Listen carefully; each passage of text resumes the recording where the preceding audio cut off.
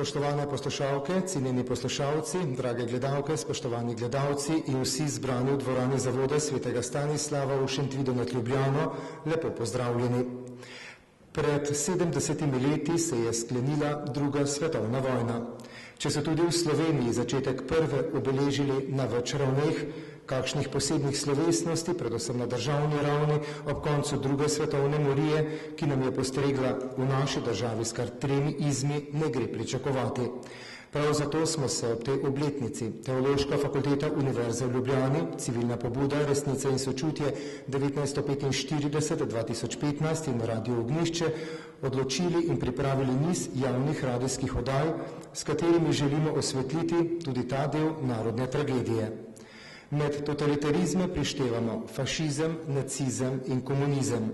Skupne značilnosti totalitarnih režimov so obstoj ideologije, ki kontrolira vsa področja človekovega življenja, enostrankarski sistem, ki ga vodi diktator, sistem policijskega nadzora, nadzor nad vsemi sredstvi propagande in nadzor nad gospodarstvom. Slovenci smo edini narod v Evropi, ki je v prejšnjem stoletju izkusil vse 3 totalitarizme. Fašizem, nacizem in komunizem. O tem bodo nocoj govorili naši nocojšnji gostje. Profesor dr. Janez Juhant, gospa Judita Treven, docentka doktorica Katarina Kompan-Erzar, docentka doktorica Tamara Gviser-Pečar in profesor Justin Stanovnik. Dobro večer, lepo pozdravljeni. Seveda lahko našim gostom zaploskate, tudi kakšen aplavz bo dobrodošel.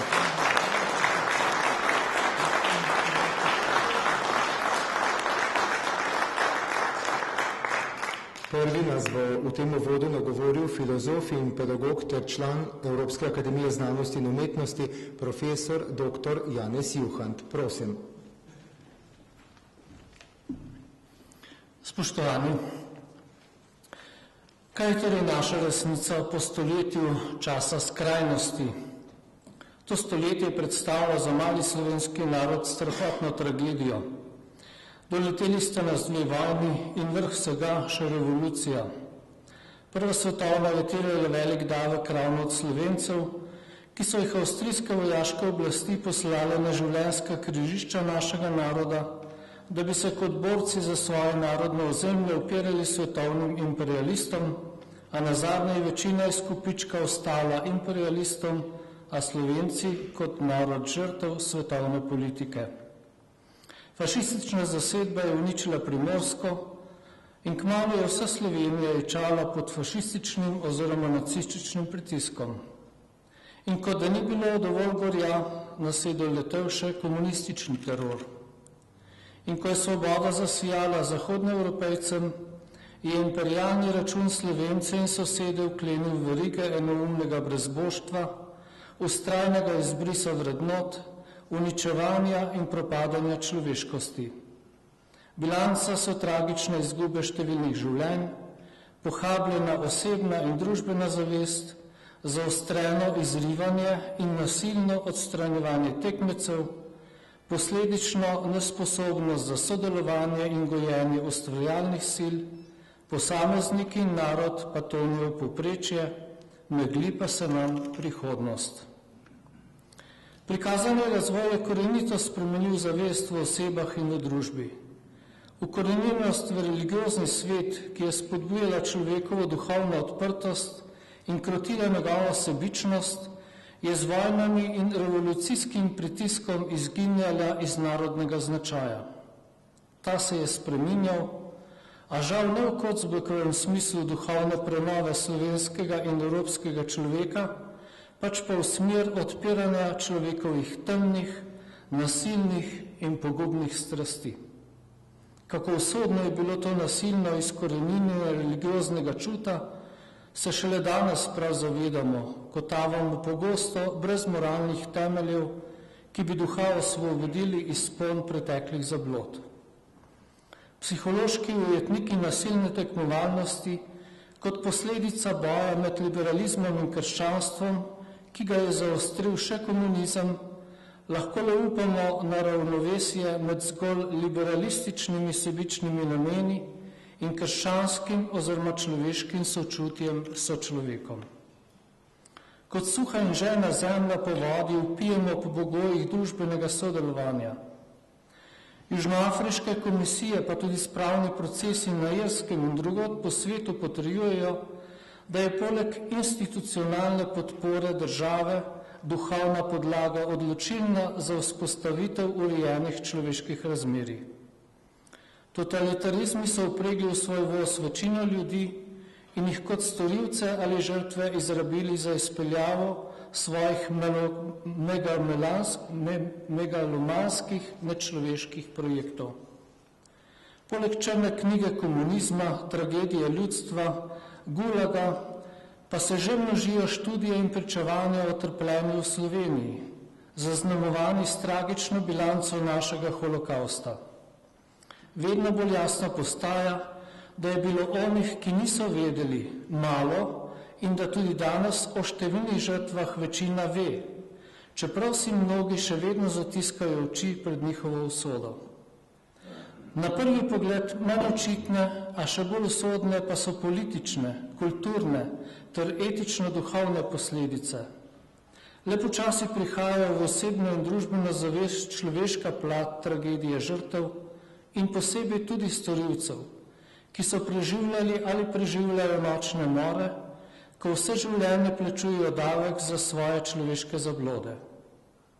Zato zarota molka še danes preprečuje, da se ne zavedamo na tisoče načinov prefinjenih, prikrajšanih ali žrtvovanih človeških življenj. Le kot zgodovinska bitja jih lahko počlovečimo, ko o njih drug drugemu spregovorimo, ter tako prisebno omogočimo vstop v resnici v osebno in družbeno zavest. Če vse bolj ugotavljamo, da je nismo vedeli mit, s katerim še naprej obremenjujemo svojo in skupinsko vest in zavest, potem prihaja čas, da se zavestno, osebno in politično odločimo za očiščevanje in tako odpiramo pota osebne in družbene osvoboditve. Hvala lepa.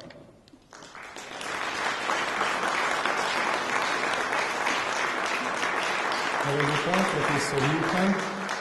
V Ljubljani bo naša naslednja govornica gospa Judita Treven, ki je tudi članica farnega odbora spominskih plošč Rovte. Prosim.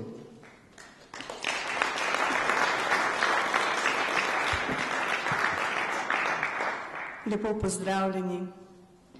Slovenci, jemal jih je fašizem, jemal jih je nacizem, toda daleč največ jih je vzel in nas na nek način še jemlje komunizem. Slovenci smo bili žrtve vseh treh totalitarnih sistemov, fašizma, nacizma in komunizma. S prvima dvema smo nekako opravili, tretjega pa se nikakor ne uspemo rešiti. Slovenci smo še danes žrtve komunizma. Kot narod nas je pohabil do te mere, da še vedno ne zmoremo odkritega in iskrenega soočenja z našo polpreteklo zgodovino. Pohabil je nas in še vedno pohablja cele generacije otrok s tem, ko izkrivlja zgodovino in resnico. Ta izkrivljenost in pohabljenost je naša stvarnost, ki si jo moramo priznati, jo sprejeti in upoštevati. Kot žrtve nas ohranja v svoji odvisnosti, da ne zmoremo misliti brez njega oziroma v odnosu do njega. Na misel mi prihaja prekop nekdanjega ljubljanskega škofa doktorja Gregorija Rožmana pred 2 letoma. Sprašujem se, kako to, da so edine besede, poleg glavnega in edinega govornika in maševalca doktorja Antona Stresa, da so bile edine besede, ki so bile prisotne, besede Milana Kučana. Je morala res partija dati dovoljenje za ta zgodovinski dogodek? Ob tem, da nikomur drugemu niso dali besede, pa tudi glavni govornik niti z besedico ni omenil, kaj oziroma kdo je bil vzrok za to, da je moral škof Rožman v izgnanstvo, da je bil njegov grob toliko časa tujina in zakaj smo ga šele po tolikih letih pokopali v domovini. Skratka, prekop smo izvedli, nič besed pa o krivcih. Tako smo zamudili edinstveno in neponovljivo priložnost, da bi povrnili čast in dostojanstvo škofu Rožmanu. To je samo eden od mnogih primerov, ki kažejo na to, kako močno pohabljena družba smo. Kot sorodnica žrtev se seveda sprašujem tudi o spravi, o kateri se zelo veliko govori in piše z vseh mogočih vidikov. Če se opredelim do vseh treh totalitarizmov glede sprave, razmišljam takole. Nimam težav odpustiti nacizmu. V mojih krajih je bil prisoten le krajši čas in je zahteval minimalne žrtve, še te po zaslugi komunistične revolucije. Nastopal je odkrito, dokaj hitro končal svoj smrtni pohod, prepoznali smo ga kot zlo in ga obsodili. Sprejel je svojo kazen in pokoro in jo odslužil. Prav tako nimam težav odpustiti fašizmu. Le ta je bil v mojih krajih prisoten malo dlje, vendar je ugasnil še prej kot nacizem, zahteval sicer nekaj več žrtev, ki pa so domala vse bile zasluga revolucionarjev, s katerimi je vse skozi sodeloval. Veliko več težav pa imam, ko govorimo o komunizmu. Ni besed, s katerimi bi lahko opisala vse zlo, ki ga je povzročil v mojih krajih. Med drugim je v moji vasi Rovte izvedel skoraj popolni genocid nad moškimi starimi od 18 do 50 let. Vas je bila dobesedno obglavljena in obsojena na propad. In vendar je niso zlomili. Pravzaprav pa imam edino komunizmu pravico odpustiti, saj sem njegova neposredna žrtev. Še vedno. Komunizem me še vedno dela žrtev s tem, ko laže o mojih svojcih in sorojakih, ko še vedno prikriva svoje zločine, ko laže in izkrivlja pravo zgodovino, ko moje pobite svojce še vedno pušča v jamah, breznih rudniških rovih, pod kupom smeti. In načrtno ne naredi nič, oziroma zavira vsakršne poskuse, da bi se stvari na tem področju premaknile. To so zločini današnjega časa, ki preprečujejo, da bi postali normalna družba. Toda kljub vsemu se sama vse bolj počutim ne kot žrtev, temveč kot privilegirana. Izšla sem iz ljudi in okolja, ki so zmogli pogum in se med prvimi odkrito uprli komunizmu.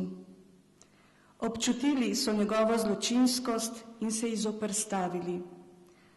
Zato so bili pripravljeni žrtvovati tudi svoje življenja. Žal se je to od njih tudi zahtevalo. Svoje življenja so z molitvijo in odpuščanjem darovali na oltarju domovine. Lepšega zgleda mi ne bi mogli dati. Od tod izvira moja privilegiranost, ki mi daje vero v vrednote, pogum in moč za delovanje in zgled najvišje oblike ljubezni, darovati življenje za svojega bližnjega. Hvala lepa.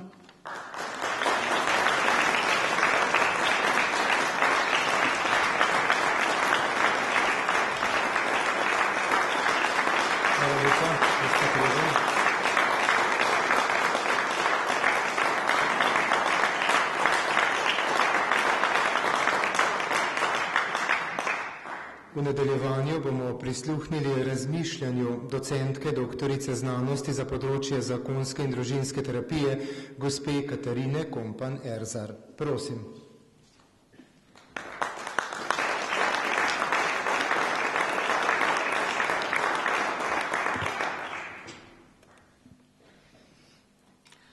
Ko razmišljamo o nasilju, pa o posledicah, družbenih posledicah nasilja se največkrat znajdemo v enem ideološkem sporu in se zelo osredotočamo na to, kdo je dolžen še kaj narediti, da bi se to nasilje popravilo. In se mi zdi na tej točki zelo pomembno se zavedati, da se teh krivic ne da popraviti. Mrtvih se ne da obuditi, vsaj ni v človeški moči. Tisto, kar pa lahko popravimo, tisto, kjer pa lahko imamo eno pozitivno sporočilo, kjer lahko tudi z zgledom in tudi iz naših družin vidimo, da je šlo življenje naprej, je pa nekaj drugega.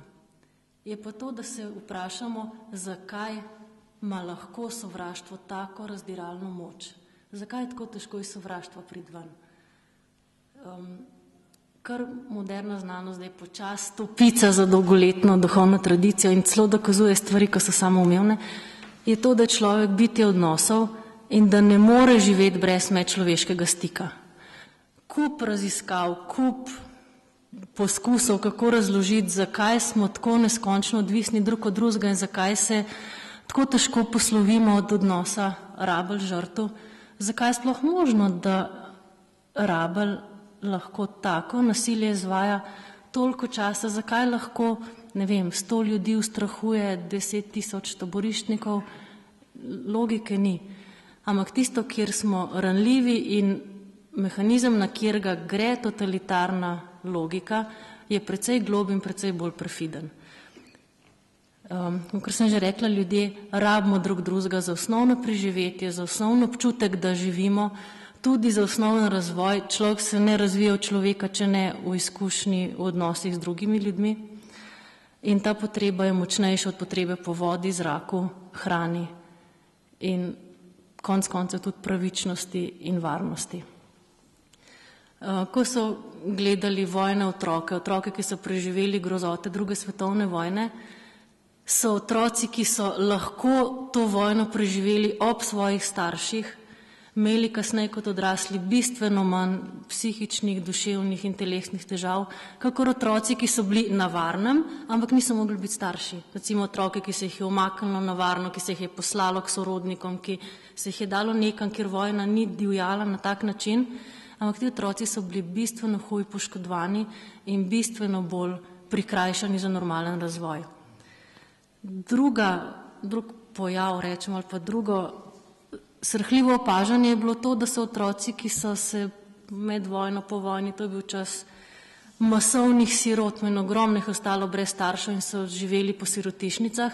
Smrtnost teh otrok, ki so bili dovolj prehranjeni, na toplem, na varnem, negovalo se jih je, skrbelo se je za njih, je bila 80%. To pomeni, da za preživetje mi rabimo stik. Otroci, ki niso mogli biti svojimi mamami, so otroci, ki so kasneje najbolj trpeli v odnosih.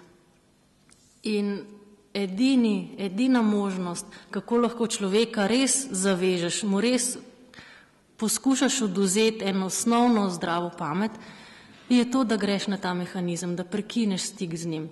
In totalitarni režimi so za razliko od avtoritarnih režimov, recimo, so šli daleč preko vsake normalne etične meje. In to je bil režim, ki so ga ustvarili ljudje, ki so imeli zelo, zelo moteno, bolno, popačeno osebnostno strukturo in ki niso bili sposobni medčloveškega stika. V bistvu bi lahko rekli, da je še težko reči, to še bil človek ali ne, ali bilo samo človeško telo z eno minimalno možnostjo, da bi lahko postalo še kaj drugega. In posameznik, glava, osebnost, ki lahko ustvari totalitarni režim, je tista, ki se posmehuje tej temeljni potrebi po stiku. In najbolj perfidno je reči, lej, kaj me briga? Kaj me briga? Jaz sem šef. Tako, ko rečem, tako bo. Kaj me briga? Ampak je pa polno odsotnost sočutja. In na to držo ljudje nimamo nobenega drugega odziva, kakor da bi se tazga človeka vklenili in rekli, pa daj no, pa saj sem jaz tudi živ, daj mi stik, odzovi se name, reč mi eno besedo, poglej me, sam pomilen, mogar užal me, sam ne biti tiho, ne biti brezbrižen. To je skrajno nečloveška pozicija. Zato je toliko težko premagljiva. In vsak povprečno zarukan človek, tako kot smo vsi, nima odgovora na to, na ta pritisk. Zato je dovolj par bolnih teles, ki ustvarijo sistem, ki se posmehuje našim temeljnim potrebam in to povzroča toliko močno psihično bolečino in toliko hudo stisko, da se ljudje preprosto podredijo in prosijo za eno drobtinco stika. To ni še sočutje, to je samo to, da rečeš, vsaj priznaj, da živim. In totalitarni režim reče, kaj me briga, zame si mrtev, zame te ni.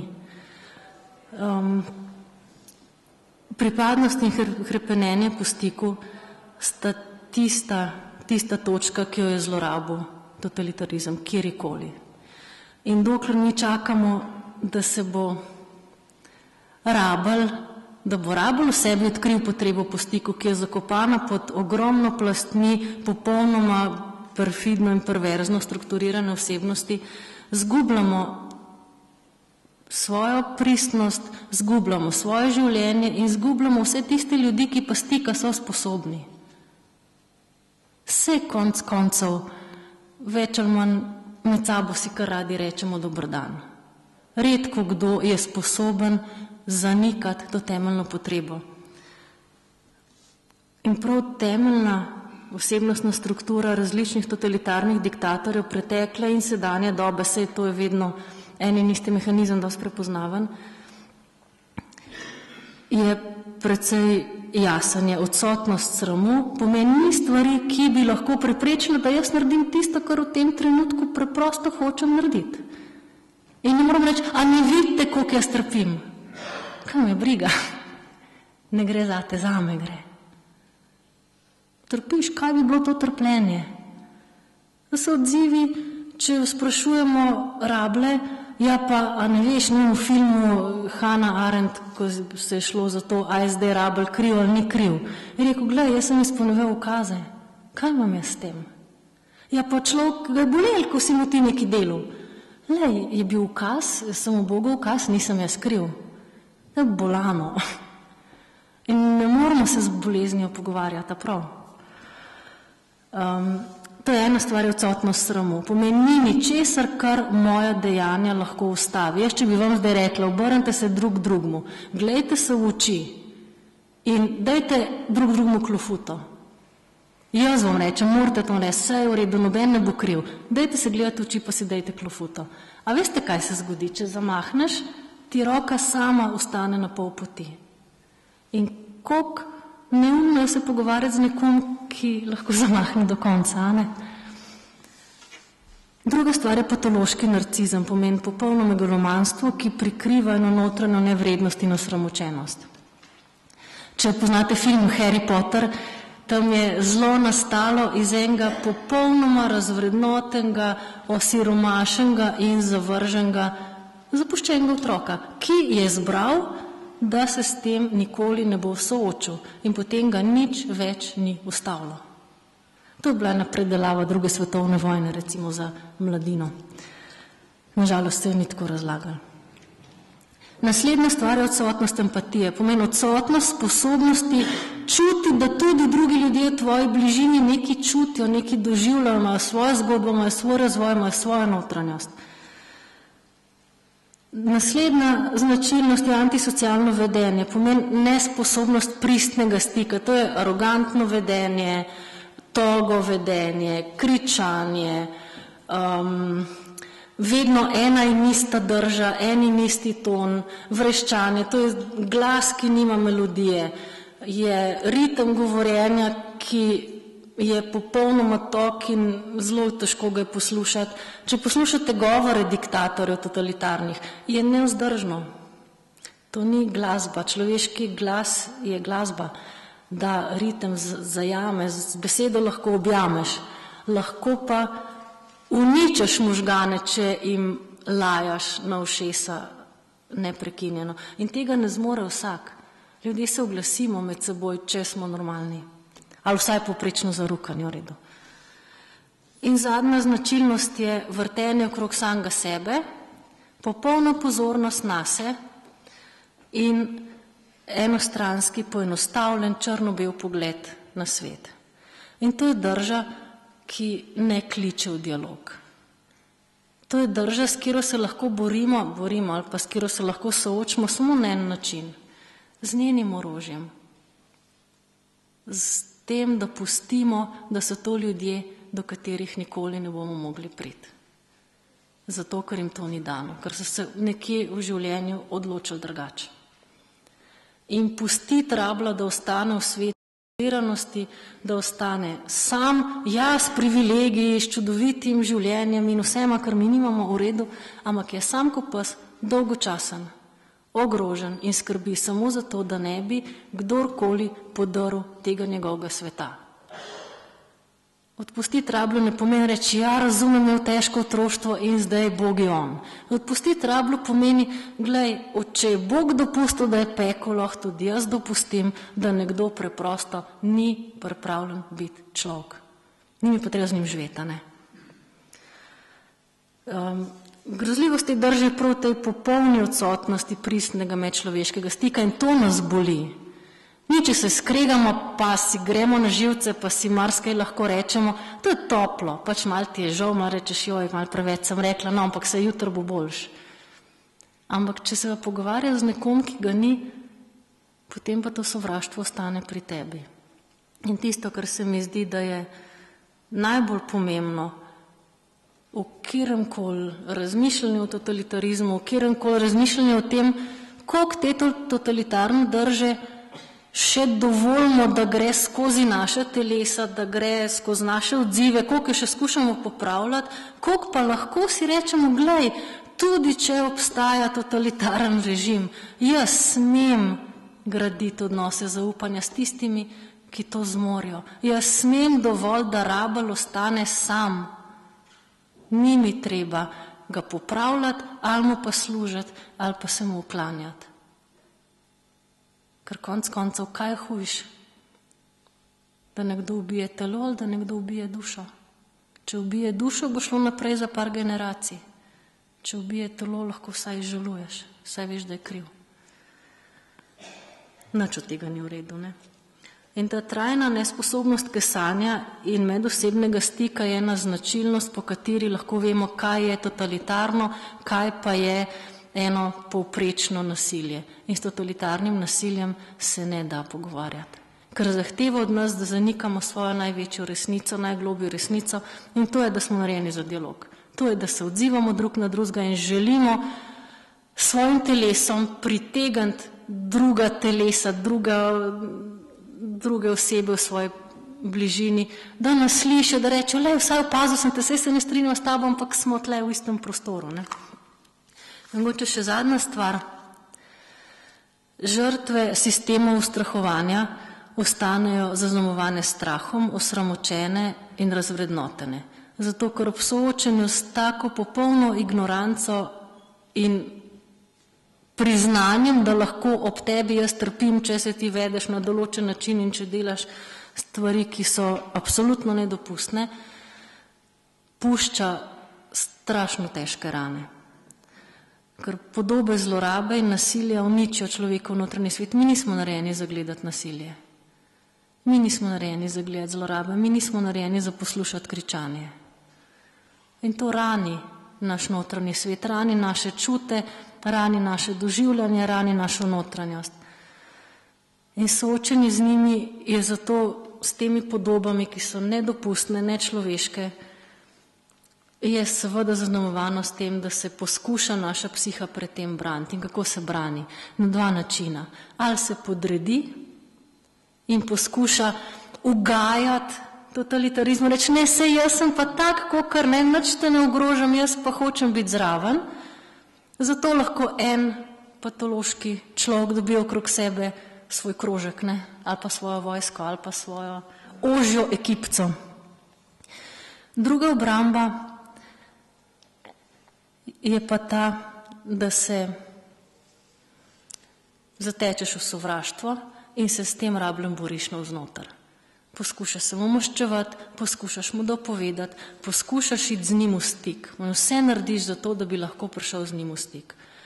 Kar pa je edina možnost za žrtev, je pa to, da naredi vse, da ne bi padla v logiko sovraštva. Pomeni, da se ne trudi biti močnejša od rablja, bolj pravična od rablja, da ne skuša se z njim pogovarjati, ampak da preprosto izjoka svojo bolečino, si jo prizna, poišče en varen prostor, v katerem dobrota ni odvisna od dobre volje nekoga ob tebi, in naredi vse, da ne sovraži. Ko enkrat postaneš del sovraštva, ko enkrat na sovraštvo odgovoriš in sovražiš nazaj, kar so ti ljudje bili tako hudobni, potem postaneš nekdo, ki ohranja svet, ki ga patološke osebnosti širijo. In največje maščevanje ali pa največja zmaga nad totalitarizmom je ne ostati v sovraštvu. Pomeni, ne si dovolj iti v svet, ki ni naraven za nas. Za nas ni naravno sovražiti, za nas ni naravno biti zagrenjen, tok, zaprt vase, tih in neprijazen. Za nas je naravno, da želimo drug drugega, da želimo se povezati, želimo si zaupati, bolj kot kruh rabimo sočutje in tega lahko vsak od nas da. In samo eno tako držo totalitarizem ne more zmagati. In notranja razlika med žrtvijo in rabljem je prav v tej sposobnosti, da se žrtev lahko odpove sovraštvu. Pri krstu rečemo, vse odpovem delovanju hudega duha. To je sovraštvo. Rabelj pa je sposoben vsega razen tega. Zato je žrtev vedno tista, kako smo prej slišali, privilegirana in tista, ki bo narekovala, kje bo šlo življenje naprej. Samo če pusti rablja, da ostane v peklu, ki si ga je naredil. Hvala.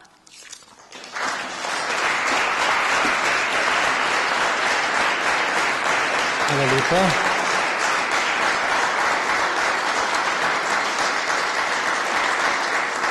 Predzadnja pa nas bo v tem prvem delu javne radijske oddaje Resnica in sočutje v dvorani Zavoda svetega Stanislava nagovorila zgodovinarka, docentka, doktorica Tamara Griser Pečar. Prosim.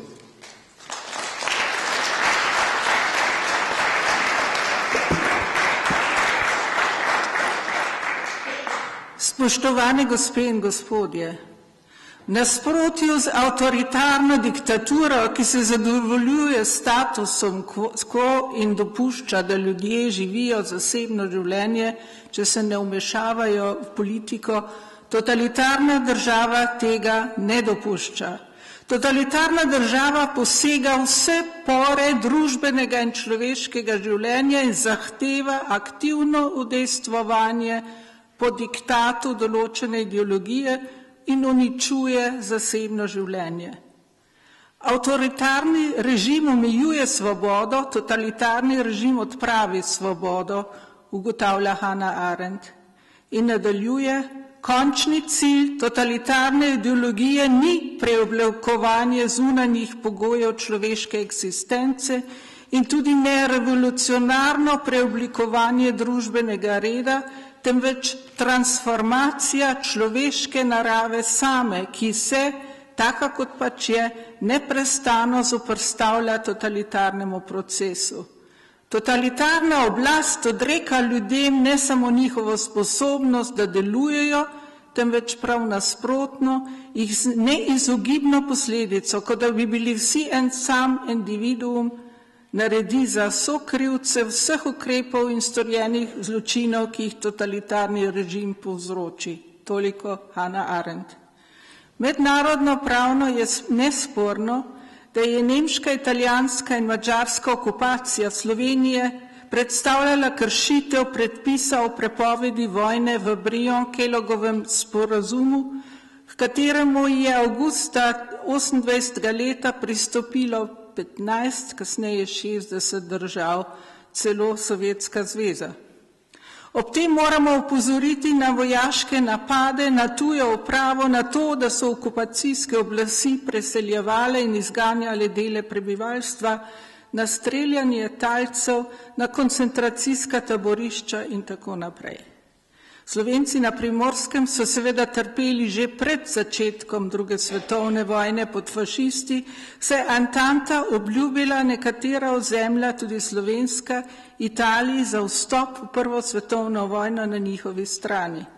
Rapalska pogodba je leta 1920 to tudi potrdila. V Sloveniji ni nobenega večjega razhajanja mnenj od navse nizkotnih in tudi mednarodno pravno kot moralno neopravičljivih dejanjih fašistov in nacistov, ampak medtem, ko fašizem in nacionalsocializem kot totalitarni ideologiji in sistema naletita na globok gnus, pa je presenetljivo, da velja revolucionarno nasilje proti človekovim pravicam v času tretjega totalitarizma na naših tleh, torej komunističnega režima, še vedno kot manj vredne obsodbe ali celo kot povsem neprimerljiva s tistimi, ki so jih povzročili fašisti in nacisti. Med resnimi zgodovinarji in pravniki je nesporno, da se morajo totalitarni režimi in pojavi ocenjevati po enakih kriterijih, saj različnih fenomenov sploh ne moremo definirati, jih uvrstiti in klasificirati, če jih ne primerjamo. Primerjava seveda ne pomeni enakosti, saj je vsak dogodek edinstven. Pri nas pa smo priča relativizaciji zla. In če nekateri od nas zgodovinarjev vztrajamo na tej ustaljeni metodi primerjave, potem se takoj pojavijo očitki, da hočemo revidirati zgodovinopisje. Taki očitki se pojavljajo tudi strani poklicnih zgodovinarjev določene provenience. Mimogrede, tudi revizija je delo zgodovinarja. Če odkrije nova dejstva, nove verodostojne dokumente, ki spremenijo prikaz nekega dogodka v preteklosti, potem je njegova dolžnost, da svoj prikaz spremeni. V našem primeru pa, ko je bilo zgodovinopisje dolga desetletja orodje komunistične ideologije, je taka revizija prepotrebna. Naj navedem nekaj skupnih značilnosti totalitarnih režimov, ki seveda motijo tiste, ki primerjavam nasprotujejo, ker preočitno izstopajo paralele med totalitarnimi režimi. Prevladujoča ideologija, osebni kult diktatorja, podreditev posameznika skupnosti, polastitev celotnega prebivalstva, enotnost dveh oblasti, enostrankarski sistem, nesvobodne velitve, permanentne kršitve temeljnih državljanskih in človekovih pravic, popolno obvladovanje medijev, umetnosti in znanosti, policijska država, tajni zapori in tajni uradni listi, koncentracijska in delovna taborišča, militarizacija družbe in privilegiji določene kaste, ki je vsaj za komunistični jugoslovanski režim Milovan Đilas imenoval novi razred. Ta oznaka je brez dvoma zelo točna, ker dejansko gre tukaj za popolnoma nov razred, ki ga ne obremenjujejo tako imenovane krščanske vrednote oziroma vrednote, na katerih temelji zahodni demokratični svet in tudi današnja Evropska unija. V Sloveniji so si komunisti po drugi svetovni vojni oblast zagotovili tako, da so med vojno večplastno osvobodilni boj proti okupatorju izrabili za svoje načrte prevzemanja oblasti, ga ponaredili in izrabili zase. Uspelo jim je, da so osvobodilni boj izenačili s komunističnim odporom in zastopnike nekomunističnih tokov izločili kot kolaboracioniste. V Sloveniji na politični ravni ni bilo prave prelomnice med totalitarnim režimom in demokracijo. Citiram korespondenta Frankfurter Allgemeine Zeitung Karla Petra Schwarza, ki je napisal, da so v Sloveniji komunistične strukture živahno preživele. V nedeljski izdaji istega časopisa pa je poudaril, da sodniki, ki so nekdaj sprejemali politične obsodbe, še vedno uradujejo. In isti žurnalisti, ki so jim ploskali, pišejo še danes uvodne članke. Isti ljudje, ki so prej predpisovali marksizem in jugoslavizem, sedaj poučujejo o liberalizmu in parlamentarizmu, o delniškem pravu, o svobodi medijev in pomenu državljanske zavesti. Ker je tretji totalitarni režim trajal najdalj časa, je pustil najhujše posledice, ki jih močno občutimo še danes.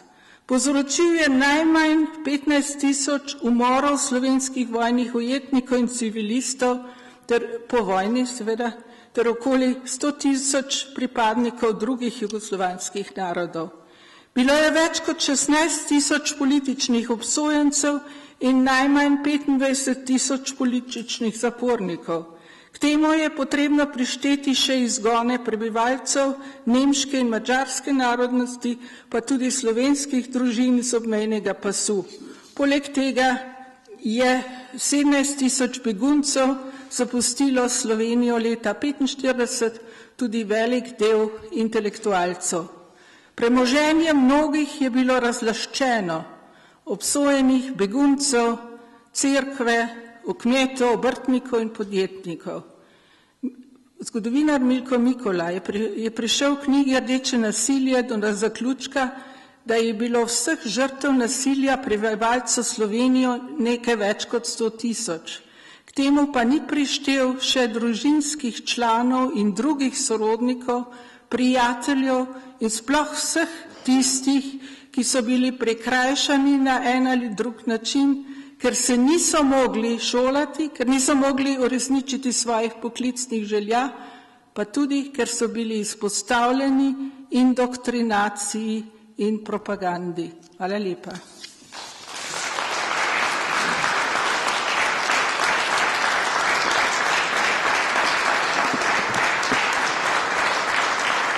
Hvala lepa, gospa Tamara Kufer-Pečar.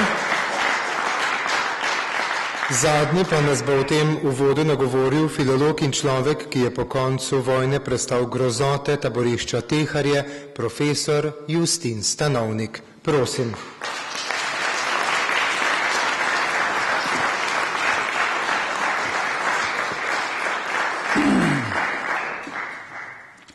Tudi jaz želim vam vsem lep večer in izražam veselje, da ste se v tako velikem številu udeležili tega sestanka, te skupnosti. Torej, jaz sem tukaj nekaj napisal. Najprej nekaj, kar govori o Slovencih in slovenski usodi, potem pa še nekaj, 3-4 dodatke, ki jih bom morda lahko daj pozneje prebral, ker bi želel, ker so pač iz tega časa. Najprej bi to rekel, da govorimo o totalitarizmih, to je fašizem, nacizem in se mi zdi, da je treba nekaj poudariti. Namreč, da mnogi ljudje mislijo, da vejo, kaj je to bolševizem.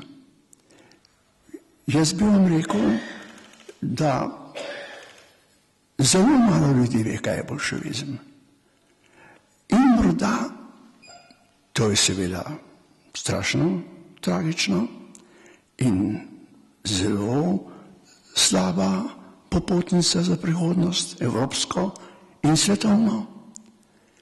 Če tega ne bomo razumeli, kaj to je, jaz bi tako rekel, nekaj knjig sem prebral in sem tudi, rekel, malo gledal, kje je kakšna knjiga o bolševizmu. Pa bi skoraj upal se reči, morda bo se rekli to predrzno in grobo in tako naprej, ampak jaz bi rekel, da take knjige še ni napisane. Torej, bolševizem je nekaj, kar ljudem ne dovoli, da bi to tako mislili, da bi čutili, da so tam prav pred njo. Zdaj vedo, kaj to je. In to dejstvo, da smo doživeli nekaj, da je Evropa nekaj doživela. Evropa. In nekaj, kar ne razumemo, je to nekaj, beko, strašljivega, veste. Ker natančno, kaj mora človeštvo napraviti, bi videli takrat, kada bi videli, kaj je to boljševizem. Boljševizem je nekaj, mislijo vsi, da je to nekaj družbenega, da je to nasilje posameznikov nad posamezniki, skupin nad skupinami. To je neke vrste upor. Boljševizem je neke vrste upor. Nastal je enkrat, začelo se je tam v 15. 16. stoletju z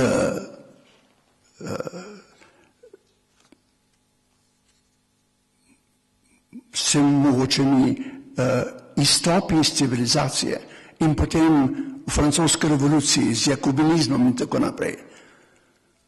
V glavnem je to bil upor. To je bil zares tisti upor,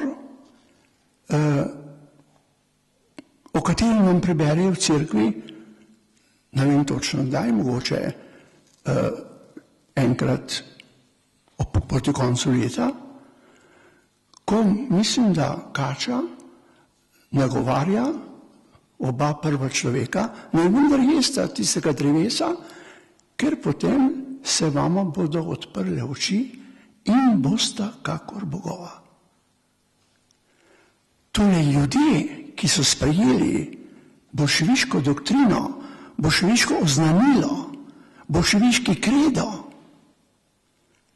so doživeli, so realizirali v sebi, prav kmalu, če ne takoj, pravi upor.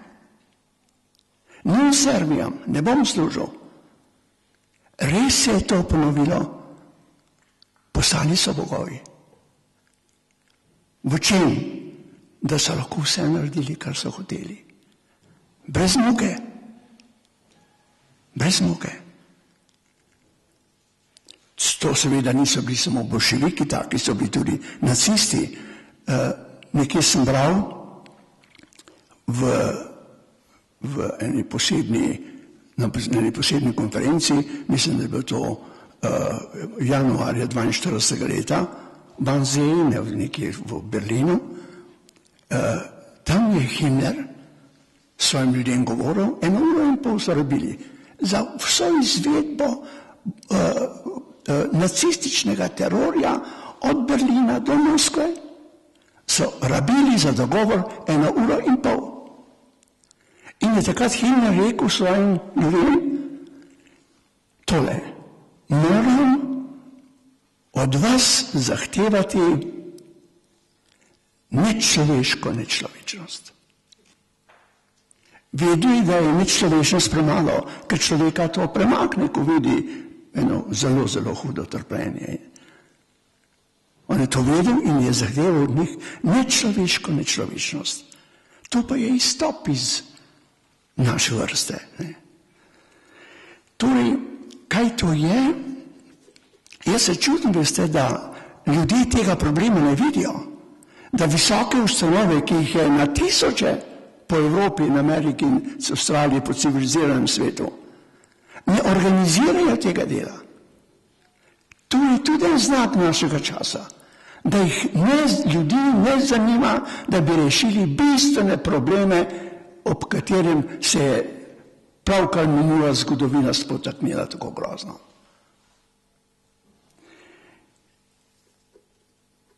Tako da, važno je recimo ena spremljajoča okoliščina. Recimo nekje sem bral, da je od mnogih gestapovcev, SS-ovcev in tako naprej, da sta samo 2 doživela konverzijo, spreobrnenje. Eden je bil tisti nemški zastopnik Nemčije na Češkem, pa so pa potem češki patrioti so naredili atentat in je 8 dni umiral in v tistih 8 dneh je naredil to. Ta prestop, spoznal je, kaj je naredil in tako. To je eden. Drugi je nekdo, ki pa je doživel konec vojne in je potem v Nürnbergu, v Ječi, ko je čakal na usmrtitev, tudi naredil ta korak. Samo dva. Samo dva. Tako malo je spreobrnen. Zakaj? Zato, ker se ljudje spremenijo svojo substanco. Ta substanca ni več človeška, je drugačna. Zato, da pri nas nimamo ene temeljite, natančne, poglobljene, vseobsegajoče študije o tem, kaj je bolševizem, je to nekaj nenavadnega. Je to nekaj nenavadnega. Da se velike inštitucije, kot so akademije,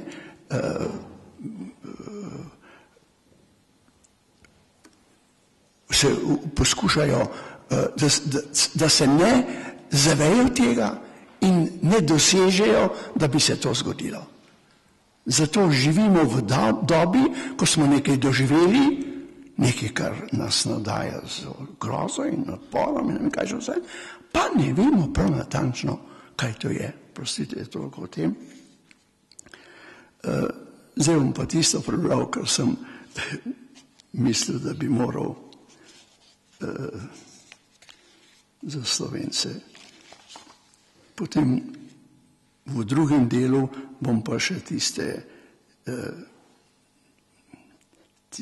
slike, 3-4 slike, ki sem jih na kratko navedel, bom tudi poskušal pred vami jih predvajati. Zdaj pa tole, prosim. Slovenski bolševiki, ki so s pobijanjem Slovencev, morali bi reči slovenskih katoličanov, tega se v Sloveniji ne ve, da smo breme bolševiške agresije prenesli slovenski katoličani. In zato imamo slovenski katoličani glas, ki bi ga morali biti drugačnega, ker smo mi nosili odpor zopr to. In bi bilo prav, da se to pove in to dokaže. Torej, morali bi reči slovenskih katoličanov, na rafiniran način hoteli doseči dva cilja, so bolševiki hoteli doseči. Da jih prvič, da bi jih odstranili, katoličane, se jih to pobijali, in tako že takrat poskrbeli, kako se je izrazil Edvard Kardel v nekem pismu, ki ga je pisal Dolomite. Rekel je Jaki Avšiču, ki je bil nekako vojaški komandant, za te stvari skrbel, in je rekel, pazite, ne boste nehali zasledovati svoj cilj. Ta cilj pa je bil, kot je naš prijatelj Maček nas poučil. Torej, ta stavek pa je bil, storite, da se bodo bali. Pomislite, storite, da se bodo bali. Kjerkoli ste, poskrbite, da se bodo vas ljudje bali. In je Kardel pisal Jaku Avšiču v Dolomite, med drugim tu napisal ta stavek, da bi bili jutrišnji dnevi za nas lažji. Pomislite, jutrišnji dnevi, 45., 50., 60., 70., da bodo naši dnevi lažji, zdaj poskrbite. Torej, to so hoteli obenem, pa so jih hoteli kompromitirati pri zaveznikih s tem, da bi jih prisilili, da bi se branili z italijanskim orožjem in da bi se zato nad njimi maščevali tudi zavezniki, morda že takoj, prav gotovo pa ob koncu vojne. Tako so slovenski bolševiki ustvarili položaj, na katerega so se slovenski katoličani odzvali tako, kakor je tak položaj razumel 6. predsednik države Izrael, Begin. Ta je nekoč rekel, Judje ne bodo nikoli več pasivne žrtve. Katoličani so nekaj časa prenašali, da so jih ob večerih in ob nočeh pobijali, potem pa niso hoteli biti več pasivne žrtve in so se uprli. Samo to.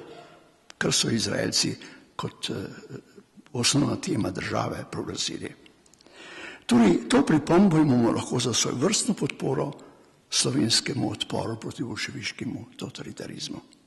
Ko skušamo nekoliko razumeti, kako je bilo mogoče, da so bolševiki moralno tako neselektivno izdelovali svoje sredstvo za vzpon na oblast in potem, ko se je vzpon začel, natanko tako neselektivno izbirali med tistimi, ki jih je prenašal čas, bi bili nemalo veseli, če bi kje naleteli na knjigo, ki bi nas o tem poučila. Toda te knjige tudi za slovenske razmere ne boste nikjer našli. Torej, bolševiško zagonetno bitje mogoče vsaj nakazati z dejstvom, da so v zgodovini vsaj do sedaj vse revolucije dobili. Vse revolucije so dobili. Po revoluciji pa vse države, ki so jih zgradili, izgubili. Zakaj? Ker so bili zaradi tega osnovnega človeškega upora nagrajeni s tem, da so postali mojstri manipulacije. Veste, kaj se reče po slovensko manipulirati? V rokah vrteti in prekladati z ene roko v drugo, dokler človeka nimaš na tistem mestu, kot ga hočeš imeti. To je manipuliranje. Politika je pa najvišja modrost, ki ni pretvarjanje človeka in stvari, ampak doseči, da bodo stvari takšne, kot so prišle iz Božjih rok in da bo človek tak, kot je prišel iz Božjih rok. Ta prav, tisto, kar mora biti, da bo družina to, kar je prišla iz Božjih rok in tako naprej. To je politika. Manipulacija je pa spremeniti v družino, da bo postala faktor tvojega obstajanja, kjer si. Torej, njihovo zagonetno bitje mogoče vsaj nakazati z dejstvom, da se v zgodovini vsaj do sedaj, to sem že rekel, vse revolucije dobili, po revolucijah pa vse države izgubili. Prosim, to je pričakoval, da bo leta 90. pravzaprav že 80. tak imperij, kot je Sovjetska zveza, začel propadati, samo od sebe, znotraj. Še največ jasnosti se bo razlilo po vas, če boste prebrali kakšno genialno pripoved, recimo Bese. Roman ruskega pisatelja Fjodora Mihajloviča Dostojevskega.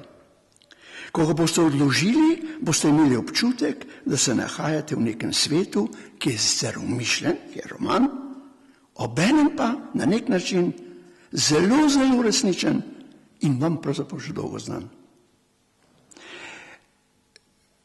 Še enkrat, če dovolite, bi vam priporočal, če kdo še ni prebral Besov, naj jih prebere. Priporočal sem ta roman zelo veliko ljudem in še nisem našel človeka, ki bi rekel, da ga je razočaral.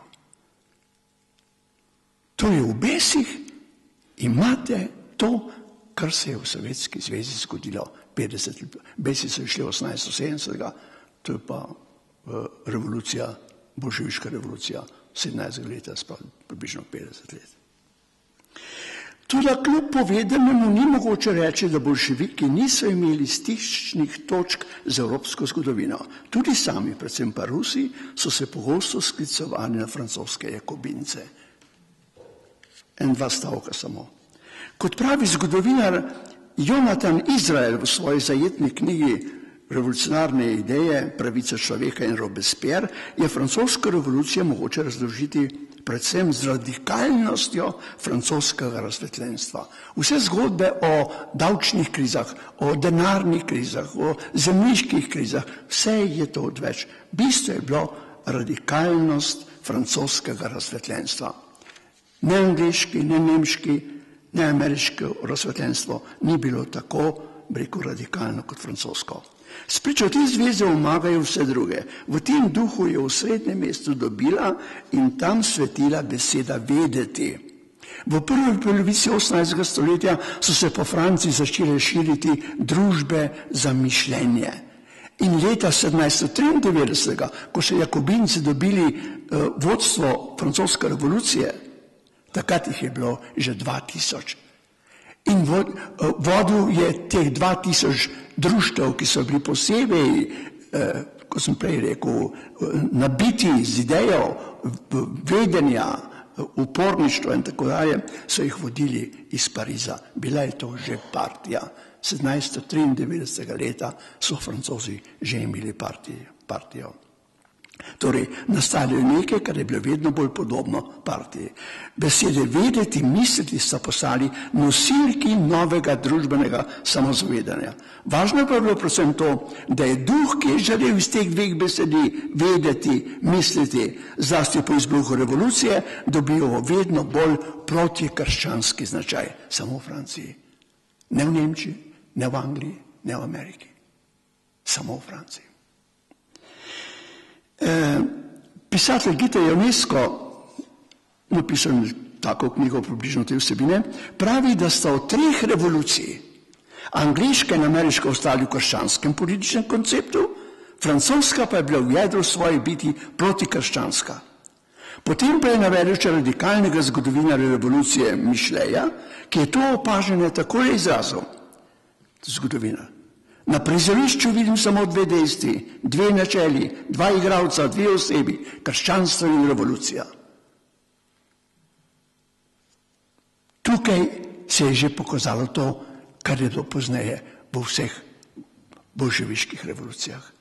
Pri nas je bilo tudi samo to. Boj proti katoličanom, boj proti krščanstvu. Še danes to vidite. Ja, in tako dalje. Še bolje, klasično bi morali reči, ali pa celo nesmrtno in nedosegljivo, pa je Tocqueville, Alexis de Tocqueville, potem, ko se je nekega dne cel dan mučil s pojmom francoske revolucije, zvečer prijatelju napisal eno pismo, ki se jim pa zdi, da je resnično nimam, ne vem kakšnega uspeha, ampak to je tako besedilo, 20-15 stavkov, to je tako besedilo, da bi človek moral obstati. Jaz bom samo en par stavkov prebral. Odkot prihaja ta pobesnelost, je rekel? Kdo jo je izval? Kdo jo je naredil tako učinkovito? Kdo jo nadaljuje? Pisal je 1840. Francoska je Kubinci so bili pa 1793. Se pravi 40 let prej, 50. Še zmerno smo namreč med istimi ljudmi, pomislite. Čeprav so okoliščine drugačne in razmnožili so se po vsem civiliziranem svetu. Duh se mi izčrpava, ko hočem dojeti čisti pojem tega predmeta in poiskati sredstvo, da bi ga dobro naslikal. Neodvisno od vsega, kar je mogoče v francoski revoluciji pojasniti, je v njenem duhu nekaj nerazloženega. Pravi, otipavam ta duh, ga nekako skozi tuje telo, ki mi onemogoča, bodi se, da bi se ga zares dotaknil, bodi se, da bi ga videl. Res je to nekaj edinstvenega. Ko smo videli, kako so naši bolševiki začeli voditi revolucijo 41-45, smo se to spraševali, ne s temi finimi besedami, ampak čudili smo se, odkot ljudje s tako doslednostjo, s tako prizadevnostjo, s tako natančnostjo, s tako inventivnostjo. Odkot? Kot pravi, duh se mi izčrpava. Vidite, to je rekel Alexis de Tocqueville. Duh se mi izčrpava. Že dosti, ja. Torej, meni se zdi, da je to nedosegljivo in ker bo išlo na vašo zavezi, bi vam res priporočal prav tale odstavek. Ne? Ja, potem bom pa še tiste dodatke, ne? Mogoče pozneje. Dobro. Fino, hvala. Krepko prekoračen čas. A res? Ja, 7 minut je bilo. Dobro se vede.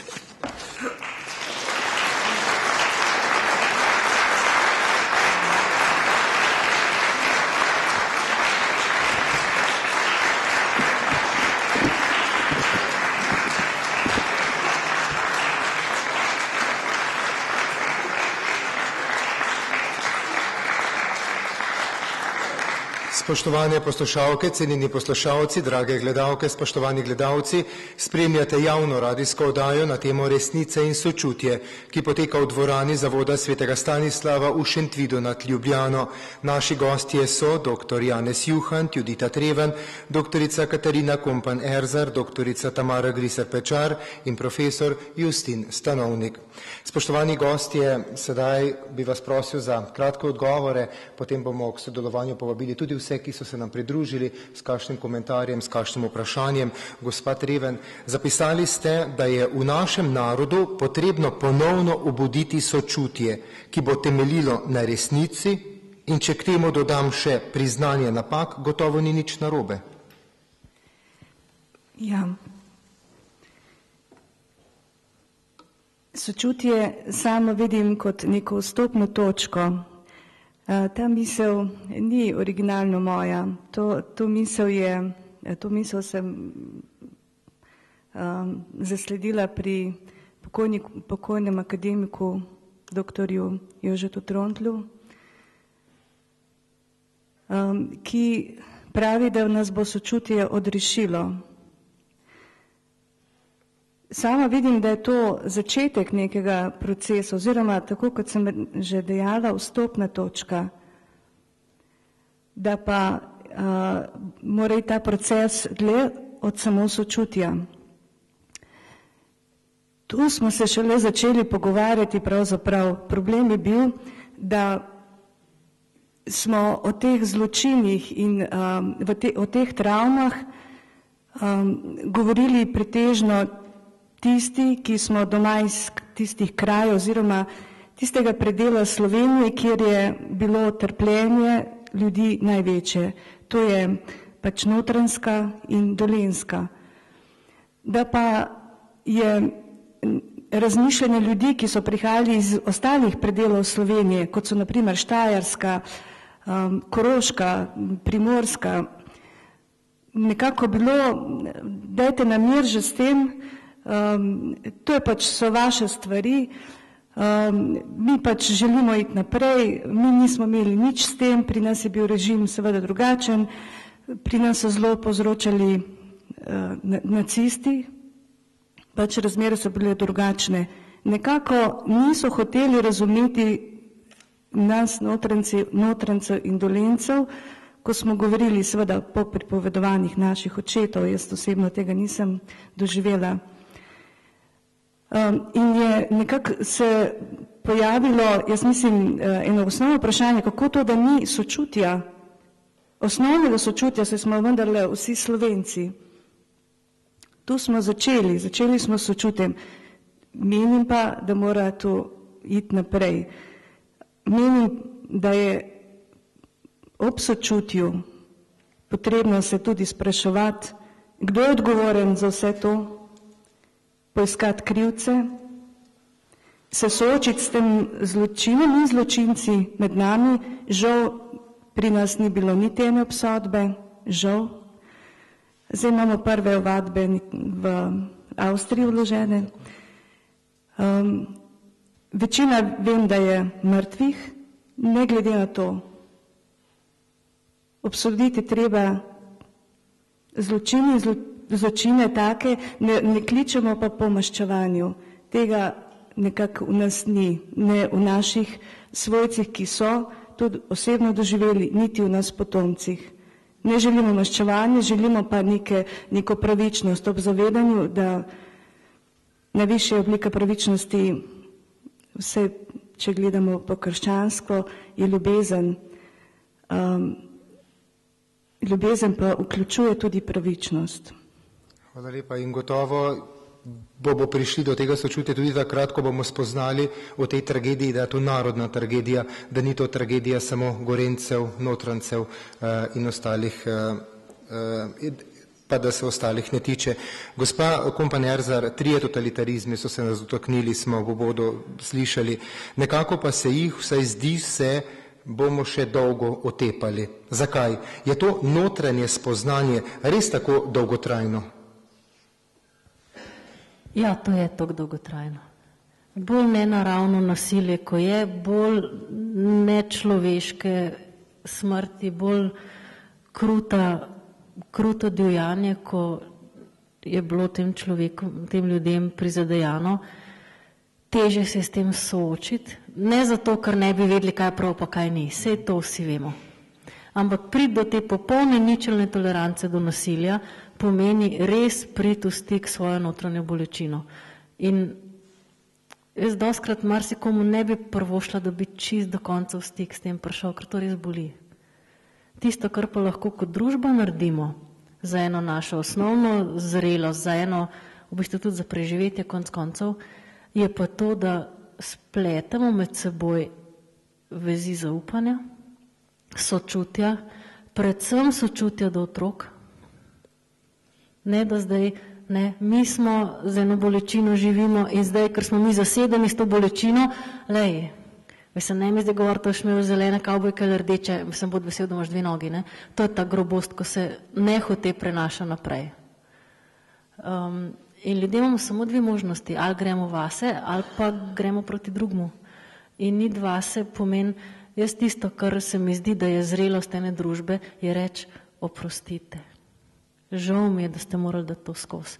Mogoče sem 5. generacija po tej travmi, ko se je zgodila, ampak mogoče sem na mestu, iz kjerga lahko rečem, rad bi se opravičil, rada bi se opravičila.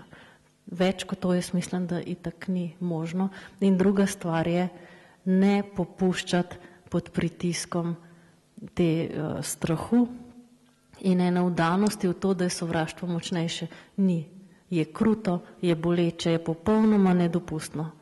Ampak nikoli ne bo močnejše od enega pristnega stika. Ko veš eno mamo z enim otrokom, ko veš dva človeka, ki imata stik med sabo, ni ničesar, kar bi lahko bilo močnejše. Ne mislim, da je to tisto, kar je pred nami, da ustvarimo zase in za svoje otroke. Hvala lepa. Gospa Griser Pečar, zdi se, da imamo pri merjenju totalitarizmov, predvsem na državni ravni, dvojne vatle. Z enimi merimo nacizem in fašizem, z drugimi komunizem. Prav ta beseda pa se redko prikrade v govor kakšnega visokega slovenskega politika. Zakaj je to tako težko? Si še ne upamo priznati vseh teh grozot? Je 25 let premalo? To ne bi rekla, da si ne upamo. En del ljudi si to upa, seveda. Da drugi pa ščiti svoje lastno zgodovino. Mi nismo presekali leta 90-91 s preteklostjo, isti ljudje so ostali na pozicijah in se mi zdi, najprej so čakali, kaj se bo zgodilo, in ker se ni ničesar zgodilo, postajajo vedno močnejši in vedno bolj dvigajo glavo in mi se vedno bolj približujemo spet časom, za katere smo mislili, da so za nami. Pred nekaj dnevi sem v nemški televiziji poslušala hčerko Nemcova, ki ga je prav gotovo, o tem sem globoko prepričana, dal likvidirati Putin. In to, kar je ona prepovedovala, me zelo spominja na to, kar se dogaja pri nas. Tudi Nemcova so vlačili okoli po sodiščih, ga obsojali in mu pritikali vse sorte. Se vam ne zdi, da se to pri nas tudi dogaja? Kaj storiti?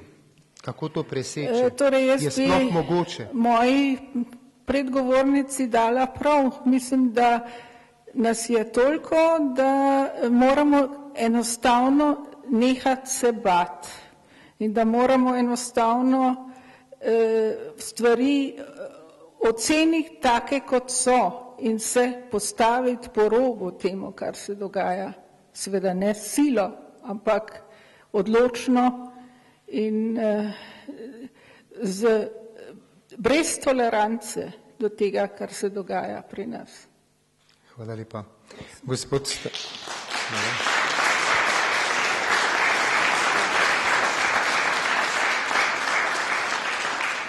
Stanovnik, vsi trije izmi so bili velika tragedija za naš narod, a posledic še nismo odpravili in tudi ne kaže, da jih tako hitro bomo.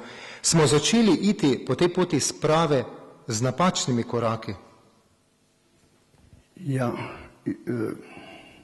Torej, to je seveda zelo komplicirano vprašanje, namreč treba bi ga bilo identificirati na terenu in premisliti, kako je to šlo. Ja, ampak jaz bi rekel, da ne smemo pozabiti, da so nam leta 45. pobili elito.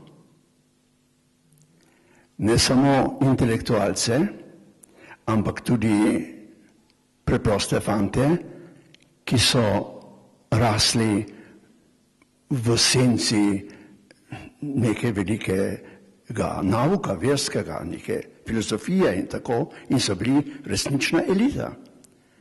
In teh ljudi ni več. Tam, kjer so nekoč bili, tam je prazno mesto. Ne smemo pozabiti, da je šlo 10.000 ljudi, se je izselilo, 15.000, 20.000 jih je bilo v različnih časih odstranjenih, koliko je rekel Kardel, ne?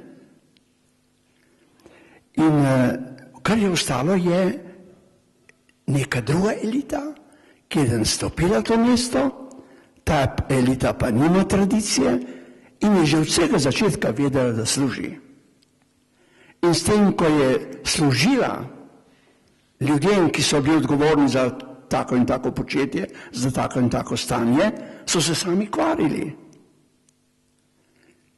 Sej, recimo, znani intelektualci se tako obnašajo, da boš imel z njimi velike težave, če boš mu hotel dokazati, če se ti bo kdaj posrečilo neko situacijo reducirati na evklidski stavek. Nič ne bo pomagalo. Ne smemo pozabiti tudi, da jim je oblast, je temu svetu, ki je služil, je napravila udoben prostor. O bistvenih stvarih se ni govorilo. Ne pozabite, ko so domobrance pobili 15.000 ljudi in ko so mediji, služinčad medijska, zvedela, kaj se je zgodilo, so z velikim navdušenjem nadaljevali delo po časopisih in po revijah. Poglejte, recimo, da takrat niso vedeli. Vedo pa danes, kako to, da ni nekoga, ki bi stopil na forumu in rekel, ljudje božji, jaz sem pa to in to počel. Pa nas niso radikalne vprašanja. Mi vsi nastopamo, jaz mislim tukaj predvsem sebe, za željo, da bi podzavestno željo, da bi sprejemljivo govoril. Ampak ne, treba bi bilo izgovarjati jasne stavke, ki človeka ustavijo, da začne misliti. Tako je, kot je rekel Václav Havel, vsi smo krivi. Sem z neko znanko pred 20 leti, se mi zdi, pred 15, govoril, da je bila pri frizerki, ne? In da so tam ona se je že odpravljala, je končala, tam so bili neki dve dami pod havbo in je ena rekla, en drugi, še premalo so jih pobili. Se poznate to znano frazo, ne? Še premalo so jih pobili. Sem si rekel, a si ti mogoče kaj rekla? Ne, nič ne rekla, ne. Oblekla se in šla ven. Takih prizorov je bilo v Sloveniji na milijone. Zato pa je tako. Kot je rekel Václav Havel, vsi smo krivi. Hvala lepa. Gospod Juhan.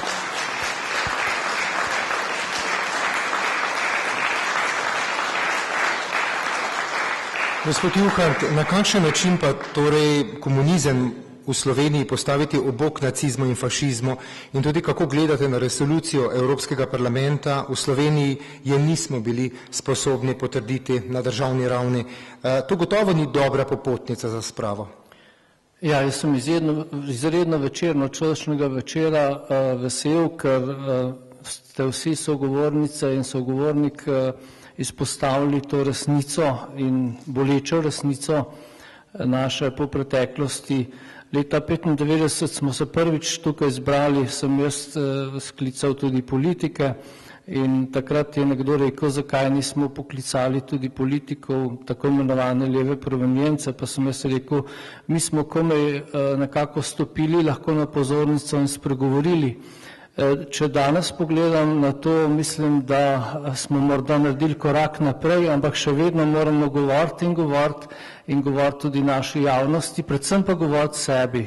Mislim, da moramo govoriti sebi in seveda, če postavljate to vprašanje, rečem, da tudi Evropa mora govoriti sebi, tudi ravno Applebaumova, ki sem jo omenil, s njeno knjigo Gulag, recimo pravi, da imajo ljudje in gospod Stanovnik je seveda to briljantno izpostavil, zelo čudno mnenje o bolševizmu primerjalno z nacizmom in tudi v Evropi ni šlo tako gladko to skozi, pri nas seveda tudi se nismo s tem seznanili, ampak ne glede na to, jaz imam upanje in zato tudi se vse skozi in vse posod, ker se lahko za to zavzemam, da, kakor je lepo rekla Katarina, izražamo pogum, pa tudi gospa Grizer Pečarjeva, da izražamo pogumno svoje stališče do vseh teh problemov, do teh bolečih problemov, da izzovemo tudi druge, zato jaz tudi izpostavljam to trpljenje rabljev, ki so 20, 30, 50 ali pa morda še več let, nekateri še danes trpeli in trpijo, da to dojamemo in seveda, da tako slovenski narod dojame, v kakšno kletko smo ujeti, zelo lepo nam je to tudi Katarina izpostavila ali pa tudi Judita prej. Mislim, da to je tisto, kar moramo dojeti in se nehati bati, povejmo si na glas, kje smo in poglejmo v prihodnost, da hočemo biti drugačni in če bomo s to vero in s tem upanjem šli naprej, potem je tudi upanje za slovenski narod in jaz mislim, da stvari gredo v to smer.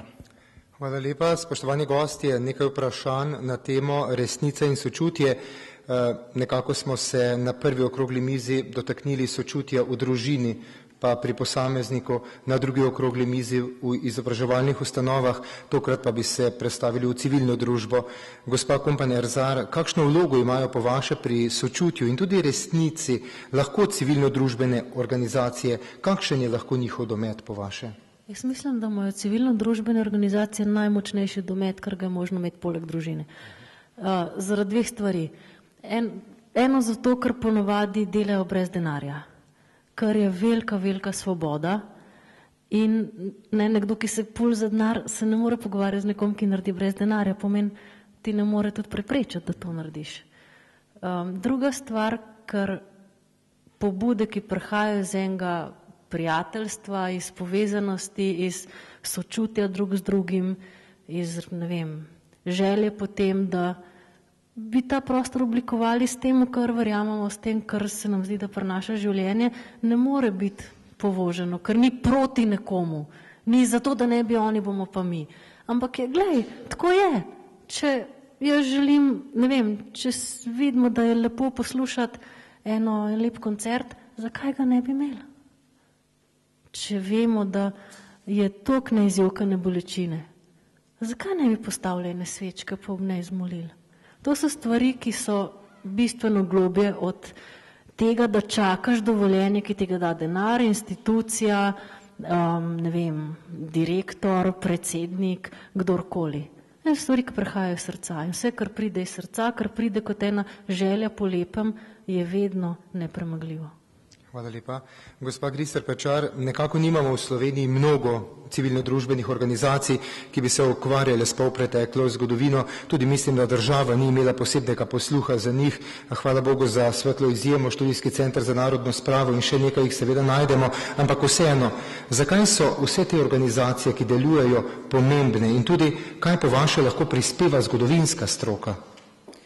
Ja, seveda zgodovinska stroka lahko prispeva k temu, da vse, kar se je zgodilo v preteklosti in dokumenti in pričevanja pridejo na dan, na mizo. In to smo videli, ko smo se borili proti noveli arhivskega zakona, kako krčevito so branili pravzaprav storilce, ker sedaj se soočamo ravno s tistimi težavami, ki smo jih predvidevali, ko smo pozorno prebrali to novelo. Namreč novela arhivskega zakona nam dela težave pri pridobitvi dokumentov, da bi lahko raziskali poglavja, ki so še neraziskana, in pri nas je bilo 80% arhivskega gradiva uničenega, v vzhodni Nemčiji v primerjavi samo 5%.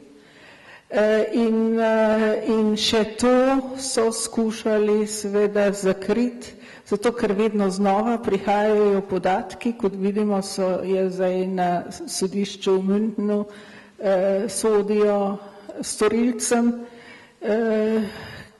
ki so prihajali iz naših krajev.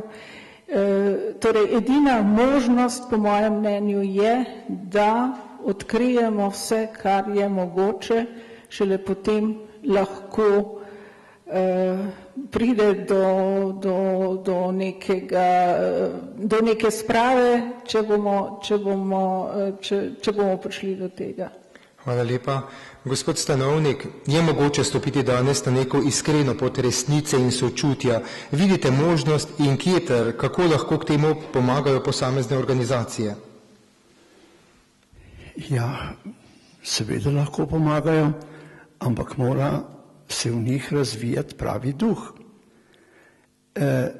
Kolikor pa jaz te organizacije poznam, so pripravljene sicer kamit, kakšno besedo reči, kakšno zgodbo poslušati. Kot rečeno v začetku, sem povedal, razumeti stvari. To pa ni tako, rekel, priljubljen slovenski predmet, da bi se ljudje trudili, da bi razumeli. Tudi sočutje je od tega odvisno.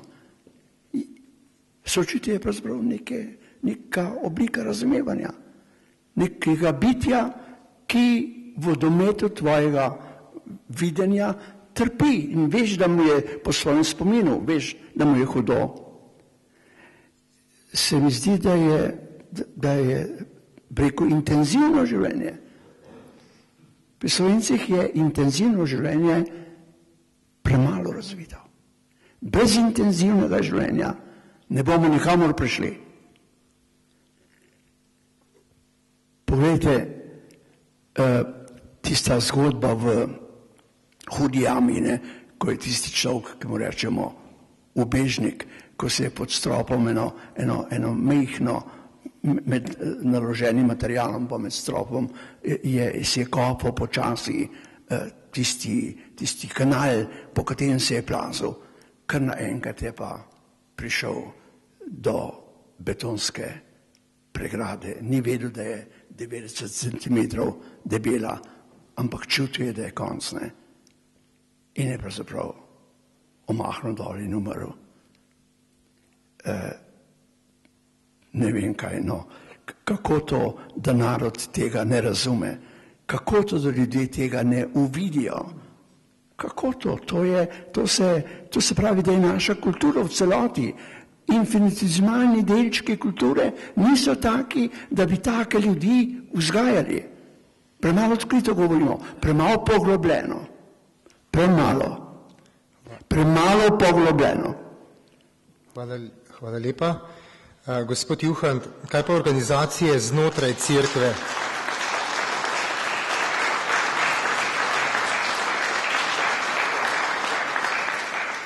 Kaj pa organizacije znotraj cerkve, profesor Juhant, jih je veliko, a se nekako zdi, da se s temi vprašanji ne ukvarjajo preveč, z izjemo, da nimamo Komisije pravičnosti in mir pri Slovenski škofovski konferenci. Bi lahko bilo več tega odziva tudi v cerkvi? Ja, seveda. Jaz osebno veliko, kolikor je pač mi dopuščeno, ampak se tu popolnoma strinjam z gospodom Stanovnikom, da je tudi v naši katoliški cerkvi. Poleg tega, da nekako čutim, da smo mi, katoliška cerkev, to se pravi naši škofje, naši duhovniki, jaz tudi zraven, ker sem tudi duhovnik, vi, spoštovani verniki, ki ste tudi cerkev, to se pravi mi vsi v katoliški cerkvi, če verujemo v Boga, če verujemo, da je to, kar so naši mučenci morali pretrpeti, bilo pravzaprav zato, da mi danes živimo, ali ni to pravzaprav naloga, da vsak dan to oznanjamo, da vsakokrat to govorimo na forumih, na naših prežnicah, kjerkoli pa smo, in da poskušamo vendarle njihovo zamolčano resnico postaviti pred ogledalo, zato da se bomo v njem videli tudi mi. Hvala lepa.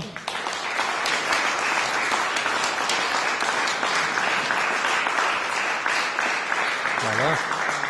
Gospa Treven, kaj vas je na civilno-družbenem področju glede resnice in sočutja do sedaj najbolj presenetilo? Bodi si pozitivno, bodi si negativno.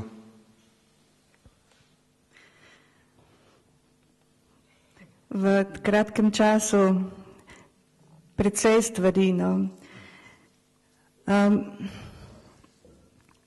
Negativno me vedno znova preseneča nerazumevanje,